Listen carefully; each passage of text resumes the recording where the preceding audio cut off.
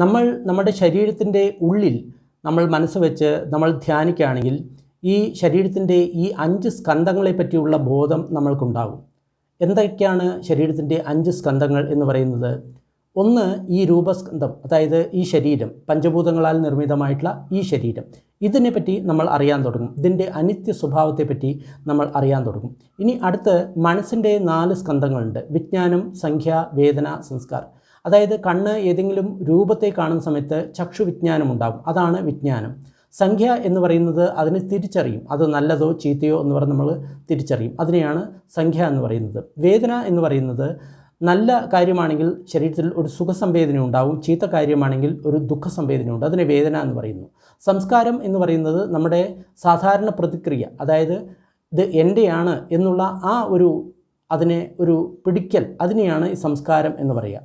അപ്പോൾ നമ്മൾ നമ്മുടെ ശരീരത്തിൽ നോക്കുന്ന സമയത്ത് ഈ 5 സ്കന്ധങ്ങളും നമ്മൾ നോക്കുന്ന സമയത്ത് ഒന്നും നിത്യമല്ല എന്നറിയാം.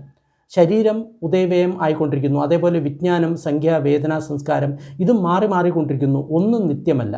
അപ്പോൾ നമ്മൾ ഈ നിത്യമല്ല എന്ന് അറിയുന്ന സമയത്ത് എൻ്റേതല്ല എന്നുള്ള ബോധം നമ്മൾക്കുണ്ടാകും, ദുഃഖബോധം നമ്മൾക്കുണ്ടാവും. അപ്പോൾ നമ്മൾ ആ ആത്യന്തികമായിട്ടുള്ള ലക്ഷ്യത്തിലേക്ക് നീങ്ങും. നമ്മൾ ഇപ്പോൾ ചെയ്യുന്നത് ഇതിൽ ഏതെങ്കിലും ഒരു സ്കന്ധത്തെ എൻ്റെ എന്ന് പറഞ്ഞ് നമ്മളതിന് പിടിക്കുകയാണ്. ഒന്നില്ലെങ്കിൽ ശരീരത്തെ പിടിക്കും, അല്ലെങ്കിൽ മനസ്സിലുള്ള എന്തെങ്കിലും കാര്യം എൻ്റെ എന്ന് കരുതും. അങ്ങനെ ചെയ്യുന്ന സമയത്ത് നമ്മൾ ബന്ധനത്തിലാണ് പെടുന്നത്.